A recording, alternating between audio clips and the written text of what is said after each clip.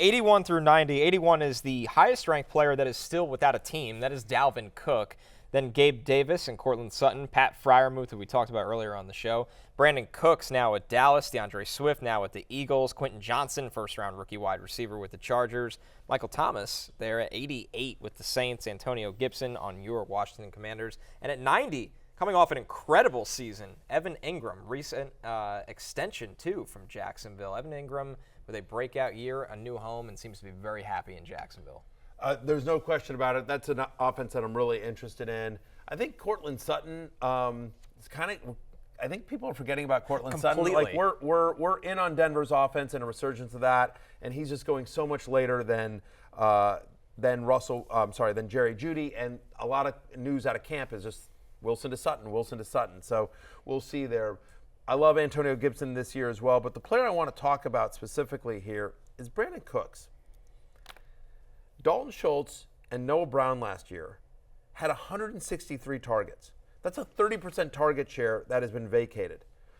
Brandin Cooks has played 9 seasons in the NFL for a bunch of different teams. He's had over 1,000 yards in 6 of them. 3 straight seasons with a target share above 20%.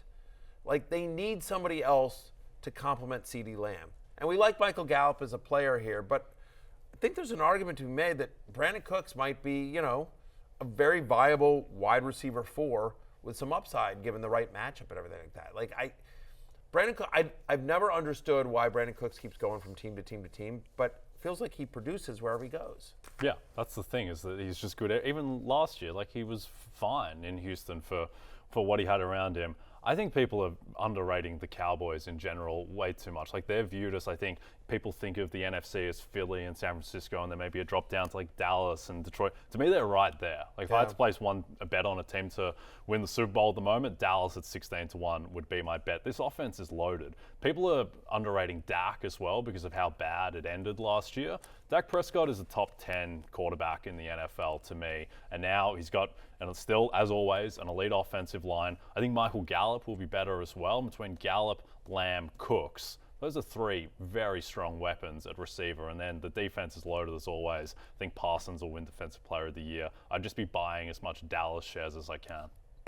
We close out the top 100, starting at 91, Jakobi Meyers now with the Raiders, Treylon Burks, Alvin Kamara, Samaje Perine, George Pickens, Jahan Dotson, A.J. Dillon coming in at 97. At 98 is David Njoku, tight end for the Browns. Rashad Bateman, now back practicing, I believe, with the Ravens. And then Tua Tagovailoa at number 100. With Tua, never about the production and all about the health in Miami. Jakobi Meyers is one of those guys that no one ever wants to draft. And that when you draft him, if you're in a live draft, if you're hanging out at a bar or something like that with all your buddies, and you say the name Jakobi Meyers, no one's going to go ooh. They'll do that when you draft Sky Moore.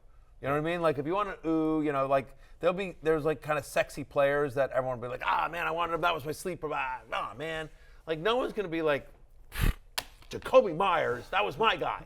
No one's going to do that. All right? He's kind of snoozy. But he's also had back-to-back years of being a top 30 fantasy wide receiver. You think about his most productive season, 2021 in New England, under Josh McDaniels, who he's now reunited with in Las Vegas. No Matt Collins, no Darren Waller on the team. 31% target share from last year is up for grabs in this Las Vegas offense. And by the way, their running back that they centered around isn't there at the moment. So there's a chance they do have to go pass happy this year because they're not going to be able to run the ball as effective. Touchdowns are always an issue for Myers. He's never been a big scoring wide receiver, but I think in terms of, especially if you play in PPR, he's going to be a top 30-ish wide receiver who won't cost you anywhere near that. And he's just kind of a boring, safe player that can just sort of get you, a solid, 12 points a week and just, okay, good. I'm good. You know who Jakobi Meyers is? He's Brandin Cooks. They're the same. He's 3 years younger than Brandin Cooks. He's the Brandin Cooks profile of production without excitement. I would just worry, for going outside the top 90, absolutely. There's value there. I just worry that the bottom can fall out of that team very quickly. If Jimmy gets hurt and it's the Brian Hoyer show, then that offense is going to burn. But at the same time, even if it is Brian Hoyer, I still think he can put up points. Yeah, I mean, listen, Brian Hoyer, he doesn't have the biggest arm, but he'll be able to get it to Jakobi Meyers. Yep. I mean, so anyway, I'm just saying, he's a snoozy pick that will absolutely return value. Hey, it's Matthew Berry from NBC Sports and Rotoworld.com. Just want to thank you so much for watching what you just watched, or at least being too lazy to click out of it after the autoplay just kept it going. So either way, thank you so much for just letting it scroll by your screen. And now I'd like to ask you respectfully, okay? Respectfully, please subscribe to the NFL on NBC YouTube channel for the latest NFL news, fantasy headlines from Rotoworld, and betting analysis from NBC Sports Edge.